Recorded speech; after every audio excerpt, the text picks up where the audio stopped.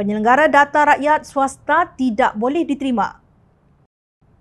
Menteri Kesihatan Khairy Jamaluddin berkata ketika MySejahtera dibangunkan, hak milik aplikasi itu diberikan kepada Majlis Keselamatan Negara MKN. Syarikat berpengkalan di Singapura KPI Soft Malaysia Sdn Bhd pula bertanggungjawab menguruskan aplikasi berkenaan.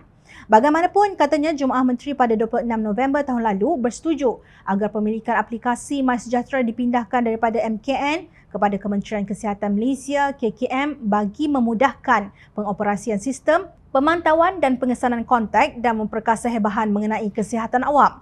Selaras keputusan Jemaah Menteri ini, satu jawatankuasa pemandu ditubuhkan yang dipengerusikan sendiri oleh saya dan dianggotai pelbagai agensi berkepentingan seperti Kementerian Sains, Teknologi dan Inovasi, MOSTI, Agensi Keselamatan Cyber Nasional, Suruhanjaya Komunikasi dan Multimedia Malaysia, Unit Pemodenan Tadbiran dan Perancangan Pengurusan Malaysia dan Perbadanan Ekonomi Digital Malaysia.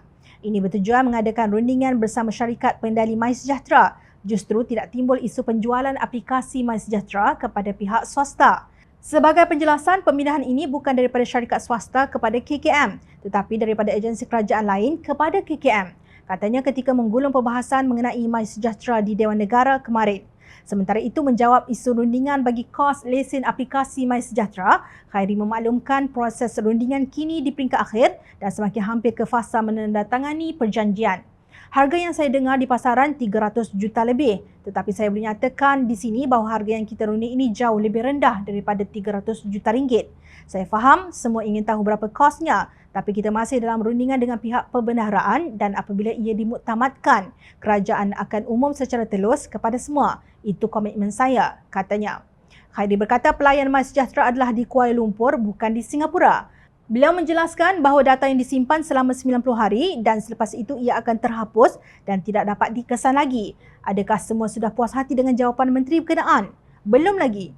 Ketua Pemuda Keadilan AMK Akmal Nasir mempertikaikan kenyataan Khairy bahawa MySejahtera milik penuh kerajaan, sedangkan Jawatankuasa Kira-kira Wang Negara PAC berkata aplikasi tersebut dimiliki oleh MySG Sdn Bhd yang membelinya daripada KPI Soft Malaysia Sdn Bhd yang kini bertukar nama menjadi Entomo Sdn Bhd. Akmal berkata di Singapura, aplikasi yang serupa berhubung COVID-19 dibina oleh badan berkanun bernama GovTech dengan kerjasama dengan Kementerian Kesihatan. Beliau juga membangkitkan mengenai data kawalan pergerakan rakyat Malaysia yang dimiliki oleh KPI Soft selama 2 tahun. Kata Akmal, Corporate Social Responsibility CSR patut untuk berkhidmat kepada masyarakat. Tetapi ini nak buat untung sampai 300 juta ringgit, apa cerita? Lagi tepat 338.6 juta ringgit. Belum masuk cas-cas lain macam deal pintu belakang. Kos charge tidak masuk akal kerana di Singapura kosnya hanya 2.4 juta dolar Singapura iaitu 7.6 juta ringgit. Jauh beza siapa yang buat untung, soal ahli Parlimen Johor Bahru itu. Untuk adil, jom channel menghubungi sumber yang memiliki kepakaran dalam bidang sama bagi mendapat pencerahan. Berhubung penempatan pelayan di Kuala Lumpur, sama ada pihak luar negara boleh mendapat akses data yang dikumpulkan, beliau berkata, ya boleh, memang boleh menerusi data replication atau replikasi data.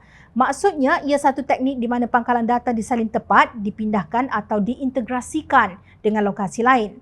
Mengenai persoalan data milik KKM, sama ada penyelenggara masih boleh mengakses data tersebut, sumber berkata dalam kerja penyelenggaraan, pengurusan pangkalan data mesti dilakukan.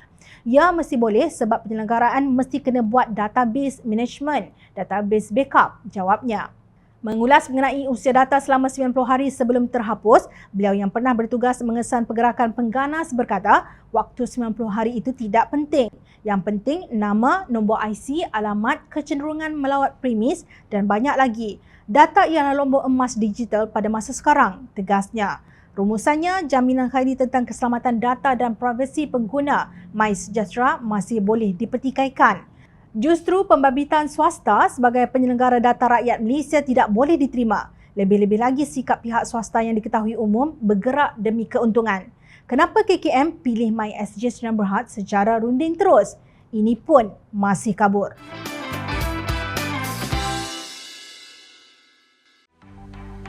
Mencari maklumat dan berita politik yang bebas, kupasan yang tepat, panas.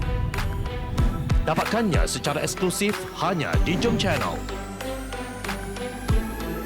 Komitmen kami, rentasan berita Isnin hingga Jumaat. melalui bicara dan isu semasa kami garapkan secara langsung. Panel-panel berkaliber dan profesional. Interaktif, pandangan anda kami raikan. Jangan lupa bersama kami di setiap hujung minggu dalam edisi khas mingguan. Jom channel, moving forward, sharing a new experience.